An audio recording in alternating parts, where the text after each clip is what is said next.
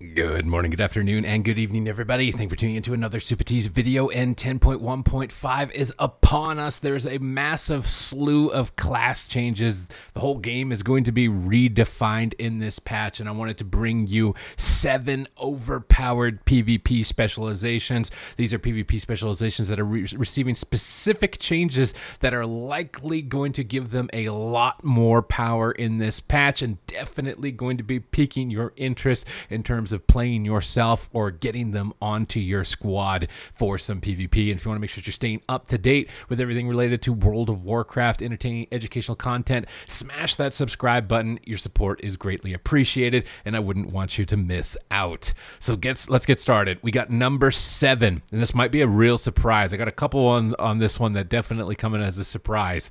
Number 7 is actually the Windwalker monk.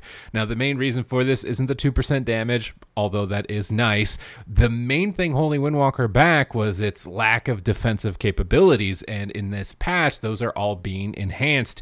Dampen Harm is having its damage absorb increased to 30% from 20. Fortifying Brew is having its damage taken reduced by 30% up from 20. Touch of Karma is going to absorb up to 80% of your health. Previously, it was 50. It is going to redirect less damage overall to try and compensate to be about the same amount, I think, damage redirected, but overall just increasing your durability. We saw Dorito on the Windwalker on F tier in the North American AWC, make it all the way to lower semis and almost make it into the finals themselves with a Holy Paladin Windwalker enhance, and that was in that patch. And now in this new patch with this bolstered defense and a lot of other changes, I think Windwalker is going to be absolutely crazy. Another thing to take into account with Windwalker Monk is you're historically one of the best specs to pair with a Death Knight, and Death Knights are looking really good. So definitely keep your eye on this one. Windwalker is looking like it could be a monster. Coming in at number 6 is going to be the Demonology Warlock. This is a specialization that was just already really solid, and it is receiving even more damage. Hannah Gul'dan increased by 25%. Implosion, although we're not worried about Implosion. Dreadstalker damage increased by 15%. Demon Bolt damage increased by 20%. It's already a very fortified class, very durable, with a lot of diminishing returns for crowd control to gain control of the entire fight. Demonology Warlock is just pairing up really well with a lot of the specs in the game, like Balance Druid, and honestly, it might work really well with Death Knight, and that's something to take into account. You're going to hear a lot about Death Knight, so being able to synergize with that regard, but also having access to mobility like Gateway and Portal is good anti-Death Knight tech, so your allies can escape the death grips and kite away from them. So it's going to be important both to synergize with Death Knight or to have some opposition to them. Demonology Warlock is just as solid, and now just going to be even better here for 10.1.5. Moving into the number 5 position is the Balance Druid. Did you really expect this one to not be on the list?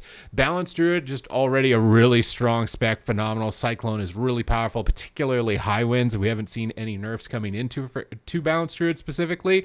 It's just receiving a buff to a spell that you're going to want to respec to, and that is New Moon, Half Moon, and Full Moon. These are spells that are hitting extremely hard. So yeah, Tuesday's going to be a fun day if you're speccing Full Moon on Balance Druid. I would highly recommend it, even running the double Full Moon and just dropping a couple 300,000+ crits on people. It's going to be really funny, but it's probably also going to get nerfed really fast, so you better jump on this thing almost immediately, I would say, on the patch. If it doesn't get nerfed, Boomkin is going to be a tyrant. Moving into the number 4 position is going to be the Sub Rogue. Did you expect to see this one going anywhere? I didn't think so. Mostly with this one is a 4% damage increase, and we saw how much damage Trill was doing in the North American AWC. He's out damaging every other class in the game while also having Cheap Shot and basically, in the hands of a skilled player, an unkillable class. So all of this coming together, Subtlety Rogue is, not going to be dropping off. I think that it's still going to be a really powerful specialization. So if you've stuck with it, you're probably still going to continue to stick with it. Another thing to take into account is that Subtlety Rogue is one of the best classes to kill evokers, and we're probably going to see a lot of them considering evokers are receiving a new specialization, right? So take that into account. I think Subtlety Rogue is going to be even better than it was before. Moving into the number 3 position is Holy Paladin. Now, Holy Paladin is receiving one of the biggest reworks for the patch. Overall, it's just going to be having massive direct healing increases to things like Flash of Light and Holy Light, 50%, 40%. It's getting its damage increased by 10%. You're getting a lot more ways to generate holy power through things like Hammer of Wrath. Denounce is coming back, although it's still yet to be seen if you're going to be playing it. The main component for Holy Paladin that you're going to want to make sure that you're getting talented and running in this patch is going to be Glimmer of Light. Glimmer of Light is atonement that is just absolutely cracked. It's gonna do so much damage. You have multiple talents to be able to trigger Holy Shock to trigger multiple times, getting multiple triggers of Glimmer, and Glimmer is going to top your damage. It's going to top your healing. You're going to do so much with it. It's really important that you're running that on your Holy Paladin. It's going to be the main thing that makes it good. There are other things like Tears Deliverance. The Legion of Artifact ability is coming back with some enhancements. You're probably going to want to be grabbing that on the talent tree, but Holy Paladin is looking like it's going to be one of the best healers just for overall raw throughput. And I think it's going to synergize really well with things like Death Knights with Blessing of Summer and Augmentation Evokers, and synergizing Blessing of Summer to buff allies to increase the damage of the group just to infinity and beyond, over 9,000 damage. It's got a lot going on for it. Just make sure you're spec'd into Glimmer would be the main thing that I would say for Holy Paladin. Coming into the number 2 position, and I'm sure that these, you know, second and first, you're probably wondering like which one is which, where are they going to be going, which, you know. Number 2 is going to be the Augmentation Evoker. Now, Augmentation Evoker is it's going to be a completely new role, and that you're more so enhancing your allies, but they have said that they are going to be tuning it differently in PvP so that it's going to be doing more of its damage as opposed to buffing allies. One of the main mechanics that I think is going to be just absolutely destroying people on 10.1.5 release is Temporal Wounds, which is applied from Breath of the Eons. This is going to accumulate damage dealt by your allies that are affected by Ebb and Might, which is a buff that you're going to want to make sure that you're keeping up as much as possible. And then that accumulated damage is going to explode.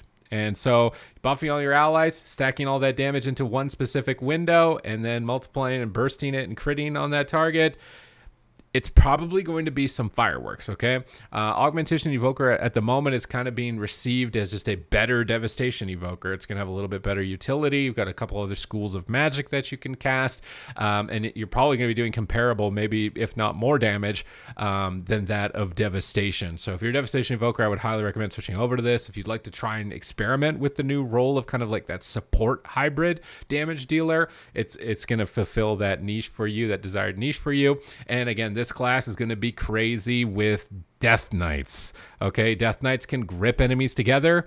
Augmentation Evoker stuns them all and starts applying Temporal Wounds, starts rampaging the whole team. It's going to be really good. Things like Static Field Totem for Resto Shamans to grab people and move them around the map and stack them up for the Augmentation Evokers.